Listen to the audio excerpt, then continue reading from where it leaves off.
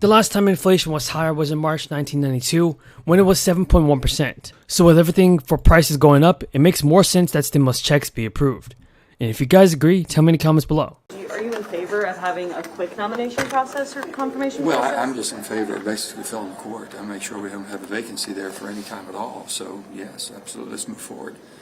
A lot of the people have been vetted, so we're looking for a good, qualified, competent rule of law person, and I think there's quite a few that have been mentioned, so I'm anxious to see who the president brings forward, and we'll go through the process, judiciary, then he'll pass it on to us, the full body, and then we'll vote. I'm anxious to do that. Do you think it would make sense to have this go as fast as the confirmation process did for the last open seat on the court? Well, it depends on the qualifications of the person. That's the main thing. If you have somebody that's already been vetted, it goes pretty quick. Mm-hmm. So if not, then it goes in a deep dive, and this is the highest court in the land, so it takes time to make sure you get the right person, but there's a lot of qualified people who have been mentioned so far, and I'm sure they're all good people. So extra emergency benefits are beginning to be sent out by the federal government to provide financially struggling Americans with more stimulus checks. Stimulus payments, folks, are approved. A large amount of states across the nation have announced that households that receive SNAP benefits will continue to receive the maximum amount for their household size for this month. State departments have said that the recipients will receive the additional amount on January 23rd. The extension of benefits started in March 2020, as SNAP households that were not already receiving a maximum food benefit for their household size received an increase, bringing the food benefits to the maximum amount each month.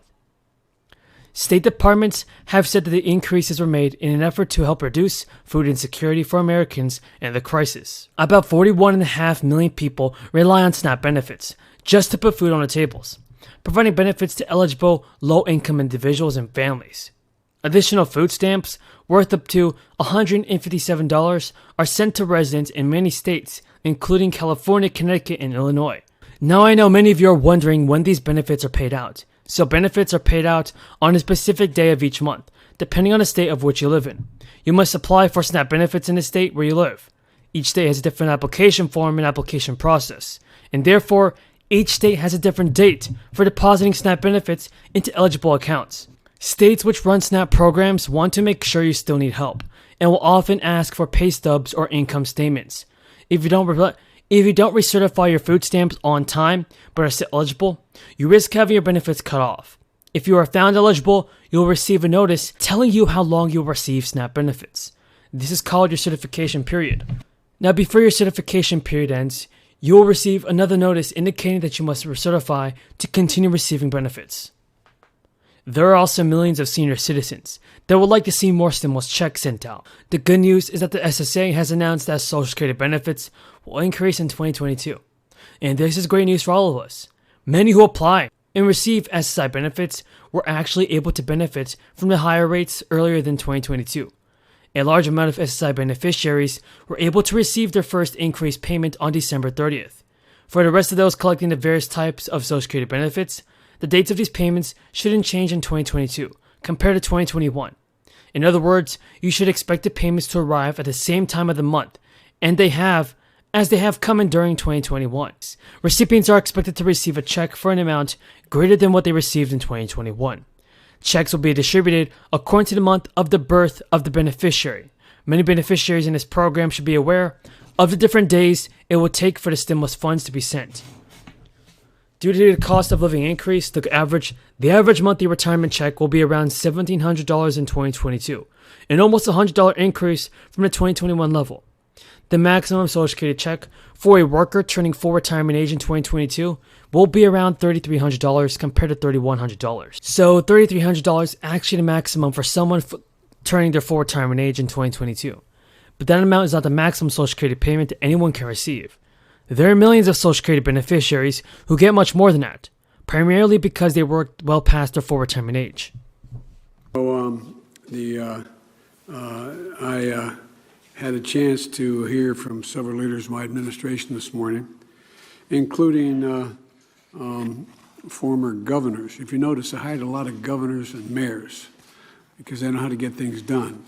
And you have two governors sitting to my left here who are taking on major responsibilities. I remember when we were out on the trail, Governor Vilsack telling me that the first industry in the world is going to have net zero emissions is going to be agriculture. And he was right. At the time, it was a fairly novel idea, but a lot of you picked it up and moved beyond. And I know that, look, the American Rescue Plan was a lot of money, and it was designed to make sure we could carry the nation forward in dealing with vaccines, boosters, creating jobs, and keeping schools open, and a number of other things. And Gov, you said, send you money. We have. We send you a whole hell of a lot of money. And we're going to send you more. You keep using it as well as you have.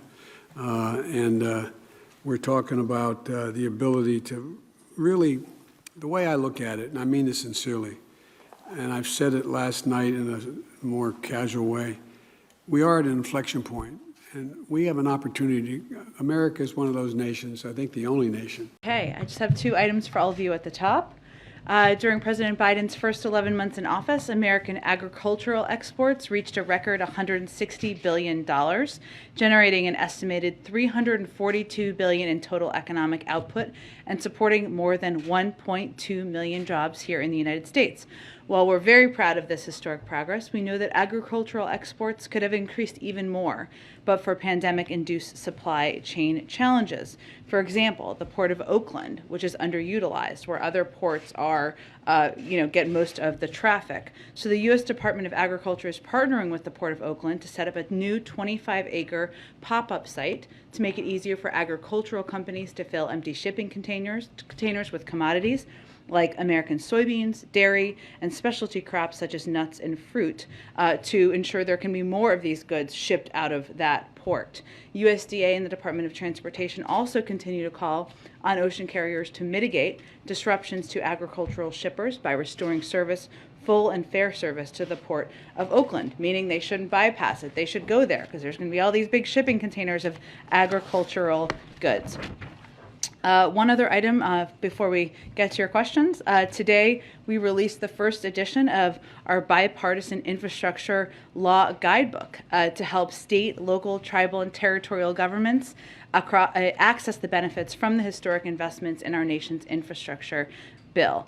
The guidebook is a one-stop shop on the bipartisan infrastructure law and contains the most comprehensive information to date on the more than 375 programs included in the law. And our primary goal with this is to help our partners across the country know what to apply for, who to contact for help, and how to get ready to rebuild, especially for underserved and overburdened communities who may have more limited municipal capacity to navigate funding programs available. We've also published an accompanying data file that allows users to quickly sort programs funded under the law by fields like agency, amount, recipient, or program name to make it as easy as humanly possible. With that, Zeke.